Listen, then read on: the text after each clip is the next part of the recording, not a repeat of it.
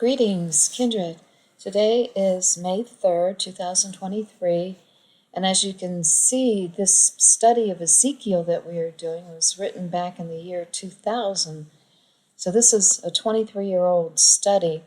So I might make some adjustments here and there. For example, I'm changing the word God to Elohim and Lord to Yahweh, Jesus to Yeshua, just to make it more biblically correct. So anyway, let's continue with our study. Today we're starting with chapter 11, and the study reads, "You have heard the saying, history repeats itself. Well, it is ever so true concerning the history in Yahweh's word. For the history of our people, such as the sieges of Jerusalem that we are reading about, is actually prophecy in type. For as it is written in 1 Corinthians 10, verse 11, now all these things happen unto them for end samples. They are written for our admonition, upon whom the ends of the world are come. Therefore, those who do not study history, especially his story, are destined to suffer the consequences of its repetition. That is why it is so important to study his word, all of it." Chapter 11 of Ezekiel, verse 1. "Moreover, the Spirit lifted me up and brought me unto the east gate of Yahweh's house, which looketh eastward, and behold, at the door of the gate 25 men, among whom I saw Jazaniah the son of Azur, and Pelatiah the son of Benaiah, the princes of the people. Looking eastward from the temple, you will see the valley of Kedron and the Mount of Olives, where the great warning and deliverance of the 7 signs or seals that would be present just before the second advent were given by Yeshua Christ himself. Ezekiel sees 25 men at the door of the east gate, all having very Yahweh-like names. These 25 men are called princes of the people, i.e. elders and leaders of Yahweh's people. They should be teaching and upholding the laws and statutes and ordinances of Yahweh Elohim, even as the meaning of their names give them charge. Jazaniah, whom Yah hears. Azur, whom Yah helps. Pelatiah, whom Yah has delivered. Benaiah, whom Yah has built. Hear, help, deliver, and build up my people." Verse 2. "Then said he unto me, Son of man, these are the men that devise mischief and give wicked counsel to this city. But no, these guys give out bad advice to Yahweh's people. They don't hear, they don't help, they don't deliver, and they tear down the outstretched saving arms of our Father. And yet the people listen to them because these elders have the names, the credentials showing that they know what they're talking about, but obviously they don't. I guess you can't always go by a name or title, can you? Be especially leery of a religious title.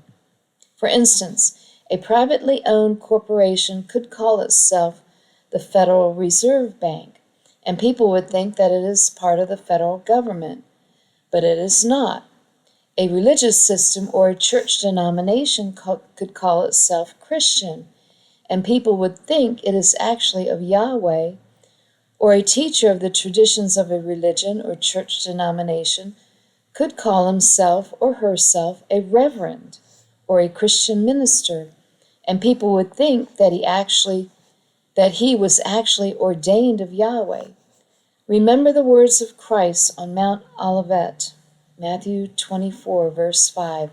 "For many shall come in my name, saying, I am Christ, and shall deceive many." They come claiming to be his representatives, so be careful and always check out what you hear from any teacher, including this one in the word of Yahweh. By the way, the word mischief in verse 2 is the Hebrew word aven, which means vanity, or better yet, nothingness. And so with their bad counsel and influence with the priests of Yahweh, the churches, the houses of Yahweh, which are called Bethels in Hebrew, have become houses of vanity, empty churches void of his word, i.e., Beth Avens. If the word Yahweh is not taught line by line and chapter by chapter in a church, then what good is that church? Here is what these I know better than Yahweh leaders say. Ezekiel 11 verse 3, which say, "It is not near, let us build houses. This city is the cauldron, and we be the flesh." They say to the people, "Let us build up Jerusalem, and then this city, like an iron cauldron, will protect us from all harm." They should be saying, "Yahweh is our shield and our might. Walk ye therefore in his ways." If they think that a fortified city will protect them, they are stupid elders indeed. Sorry, that is what Yahweh calls them in Jeremiah. Jeremiah 4 verse 22, "For my people is foolish. They have not known me. They are sottish, stupid children, and they have none understanding. They are wise to do evil, but to do good they have no knowledge." So, Ezekiel, Mr. Watchman, go teach against their stupidity and say, "Listen here, dudes and dudettes, thus saith Yahweh." Ezekiel 11 verse 4, "Therefore prophesy against them. Prophesy, O Son of Man." Verse 5, "And the Spirit of Yahweh fell upon me and said unto me, Speak, thus saith Yahweh. Thus have ye said, O house of Israel, for I know the things that come into your mind, every one of them." Tell them that Yahweh knows exactly what they are doing in misleading the people into a false sense of security. There is nothing that can protect you except to trust in Yahweh, your Father, with all your heart. These guys would have surely advised Shadrach, Meshach, and Abednego to put on asbestos underwear before being cast into the fiery furnace, instead of relying on Yahweh for their salvation. 6. Ye have multiplied your slain in the city, and ye have filled the streets thereof with the slain. They give bad counsel, and they lead astray and cause spiritual slaughter among our people. Ezekiel 11 verse 7, "Therefore thus saith Yahweh Elohim, Your slain whom ye have laid in the midst of it, they are the flesh, and this city is the cauldron, but I will bring you forth out of the midst of it." Here's another translation from the Living Bible. "Therefore Yahweh Elohim says, You think this city is an iron shield? No, it isn't. It will not protect you. Your slain will lie within it, but you will be dragged out and slaughtered." Verse 8, "Ye have feared the sword, and I will bring a sword upon you, saith Yahweh Elohim." You have feared the enemy and war because you have not trusted in him. So with your trust in the power of the arm, the sword, you shall see how little strength you have when I bring a sword against you. Quote, "When it is you against Yahweh, you lose." Verse 9, "And I will bring you out of the midst thereof and deliver you into the hands of the strangers, and will execute judgments among you." The siege is coming. They will be carried away, for it is the judgment of Almighty Yahweh. And so it happened in history, and so it will happen again in these last days. I speak of the siege by Antichrist or Antichristos, the soon coming king of Babylon. Verse 10, "Ye shall fall by the sword. I will judge you in the border of Israel, and ye shall know that I am Yahweh." The sword in these last days is a spiritual sword. The king of Babylon has his sword, but the servants of the King of Kings have the sword of Yahweh, his word. That's from Revelation 1, verse 16. Verse 11, This city shall not be your cauldron, neither shall ye be the flesh in the midst thereof, but I will judge you in the border of Israel. Jerusalem becomes the whore, the city known in Revelation 17, verse 5 as mystery, which is mysterion, equals religion. Babylon the Great, the mother of harlots and abominations of the earth, because it is there that the king of Babylon sets up world peace and prosperity and brings forth a false security and hope to the world as he claims to be Yeshua Messiah. And the whole house of Israel, not the land of Israel, but the Christian nations of the world, which are mostly made up of those lost tribes of the house of Israel, who went north over the Caucasus Mountains and settled in Europe and the British Isles, and then to the Americas, is taken captive, even captivated. I want to add here, too, that Pastor Knight notes that the lost tribes went north over the Caucasus Mountains, and they were called Caucasians. Okay, let's continue. Ezekiel 11, verse 12. And ye know that I am Yahweh, for ye have not walked in my statutes, neither executed my judgments, but have done after the manners of the heathen that are round about you. They claim they are saved. They are, quote, born again. They say they believe. They do wonderful works. They prophesy in the name of Christ, which is to say they teach their traditions of men as being Christian doctrine. They cast out devils in his name, but they have not walked in his statutes, neither executed his judgments, because they are sottish or stupid, and have not studied his word, eaten the scroll as he commanded. They do. They do as the heathen around them, and just do religious things and have religious services.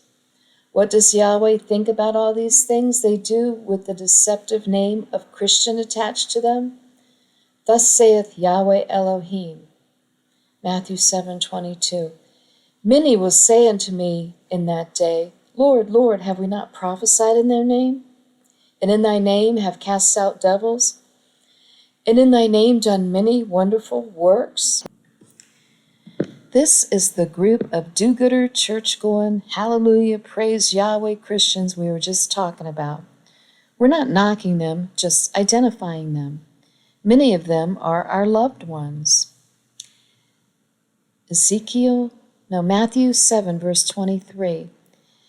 And then I will profess unto them, I never knew you. Depart from me, ye that work iniquity. Those are Christ's words, not mine. Next, we shall see what happens to one who is supposed to be delivered by Yahweh, but gives bad advice to his children, even Pelatiah. Ezekiel 11, verse 13. And it came to pass, when I prophesied that Pelatiah the son of Benaiah died, then I fell down upon my face and cried with a loud voice, and said, Ah, Yahweh Elohim, wilt thou make a full end of the remnant of Israel? Sorry, Pelatiah, no deliverance for you, pal. He got his just recompense, didn't he? Always stick to thus saith Yahweh, as did Ezekiel, and he will never forsake you, and your deliverance is sure. Okay, moving on to verse 14. Again, the word of Yahweh came unto me, saying, verse 15, Son of man, thy brethren, even thy brethren, the men of the kindred, and all the house of Israel, holy, are they unto whom the inhabitants of Jerusalem have said, Get you far from Yahweh, unto us is this land given in possession. Those inhabitants who have taken over the land as their possession aren't all of the house of Israel. The Kenites had mixed in among Judah and defiled the land, so it is no wonder the tribes were scattered. And I want to add here, not just the Kenites, but the Khazars and other types of non-Israelites, Edomites, etc. But all is not hopeless, for our Father will not allow the abominations nor the chief abominator to continue for much longer. The new covenant was promised and ushered in to the exiles and to the Gentiles, and the restoration of all things has been promised. Therefore, it will come to pass. And I want to mention this word Gentiles also. The word Gentiles in the Hebrew is from Hebrew 1471, which means goy, a nation, a people, descendants of Abraham, of Israel. So to actually use the word Gentiles is misleading. It should read nations or Israelites. Okay, let's continue. Ezekiel 11, verse 16. Therefore say, Thus saith Yahweh Elohim, although I have cast them far off among the heathen, and although I have scattered them among the countries, yet will I be to them as a little sanctuary in the countries where they shall come. You must come out from among the heathen, from the religion, and he will be your sanctuary. Verse 17. Therefore say, Thus saith Yahweh Elohim, I will even gather you from the people, and assemble you out of the countries where you have been scattered, and I will give you the land of Israel. Yes, though they have been gathered into the nations of true Israel, the largest being from sea to shining sea, and given the national blessings promised to Abraham's descendants, the promise of the final restoration is yet to be fulfilled. Verse 18, And they shall come thither, and they shall take away all the detestable things thereof, and all the abominations thereof from thence. All false worship and idolatry, as well as the great abomination, who is the Antichristos, or the spurious Messiah, will be taken away, gone. Verse 19, And I will give them one heart, and I will put a new spirit within you, and I will take the stony heart out of their flesh, and will give them a heart of flesh. Don't you just love the King James Bible? The second half of this verse sounds so fleshy, like surgery or something. Our Father is simply saying he will change their hard-heartedness to a loving, tender heart.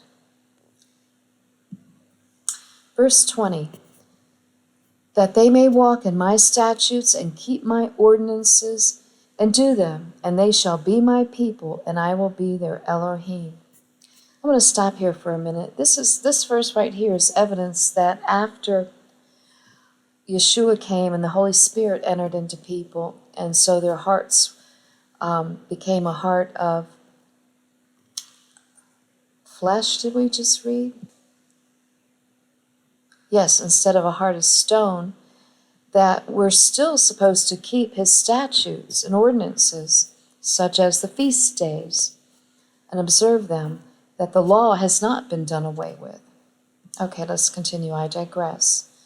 The final restoration is coming, the time to which we all look forward, when only the doers of his word will be here, and our Father will dwell with them forevermore. Ezekiel 11, verse 21. But as for them whose heart walketh after the heart of their detestable things and their abominations, I will recompense their way upon their own heads, saith Yahweh Elohim. I'm going to stop here for a minute. I wonder if eating pork falls into that category.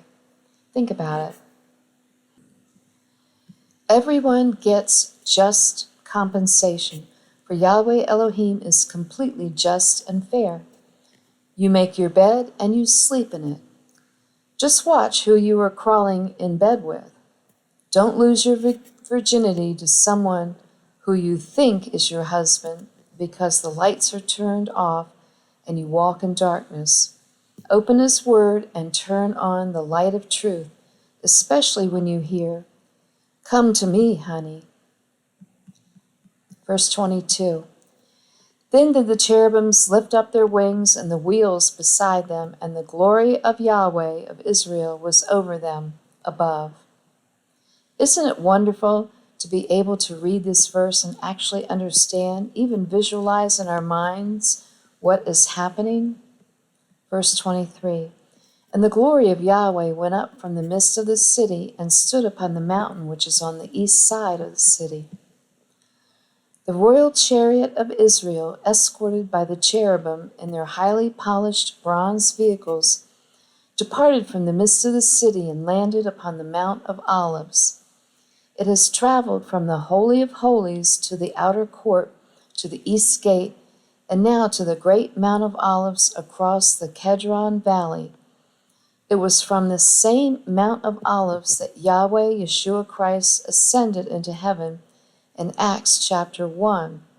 And as it is written in the book of Zechariah, it will be this same Mount of Olives to which the King of Kings and Lord of Lords shall return, that great day of Yahweh. Zechariah 14:4. And his feet shall stand in that day upon the Mount of Olives, which is before Jerusalem on the east, and the Mount of Olives shall cleave in the midst thereof toward the east and toward the west, and there shall be a great valley, and half of the mountain shall remove toward the north, and half of it toward the south. Just imagine how awesome a sight all of this must have been for Ezekiel, the type and forerunner of the watchman, Yahweh's elect in this final generation.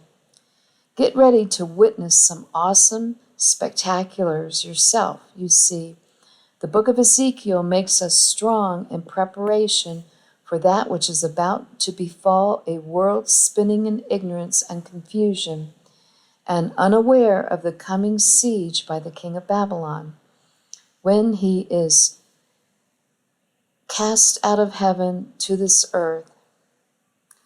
They will think he is Yeshua, but he will be the abomination who makes desolate the souls of men. If you follow him, you're screwed. I want to stop here for a minute because we discussed earlier how Satan has already been cast out of heaven along with his angels and was cast out to the earth. And we know this because he was in the garden and seduced Eve. He was also here to tempt Christ, and he's been observed to walk to and fro the earth.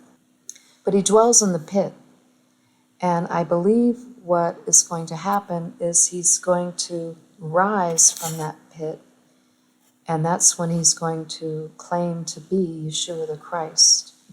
And just as a frame of reference, I want to read Revelation 9, starting with verse 1.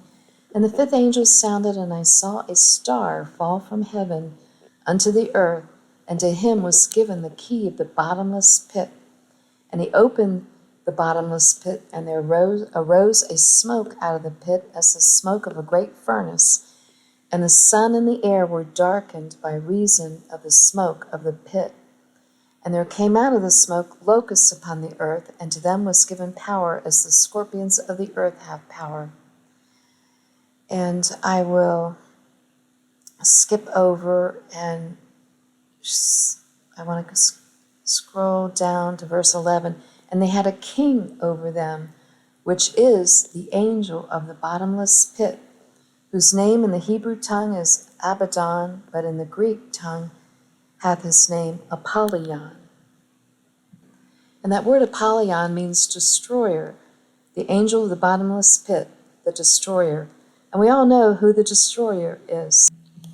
Ezekiel 11, verse 24. Afterwards, the Spirit took me up and brought me in a vision by the Spirit of Yahweh into Chaldea, to them of the captivity. So the vision that I had seen went up from me. Ezekiel is now returned to his people who are being held in captivity in Chaldea, which is Babylon. Verse 25. Then I spake unto them of the captivity all the things that Yahweh had showed me. Ezekiel did not keep the words and the visions of Yahweh to himself. Do you?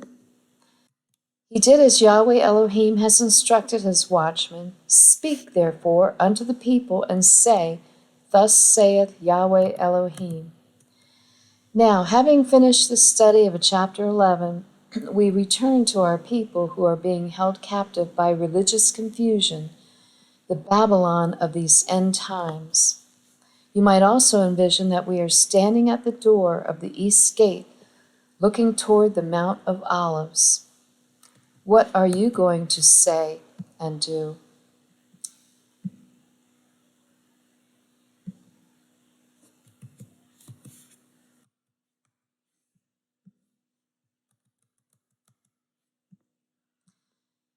Okay, that ends our study for today. I'll catch you all next time. Yahweh bless.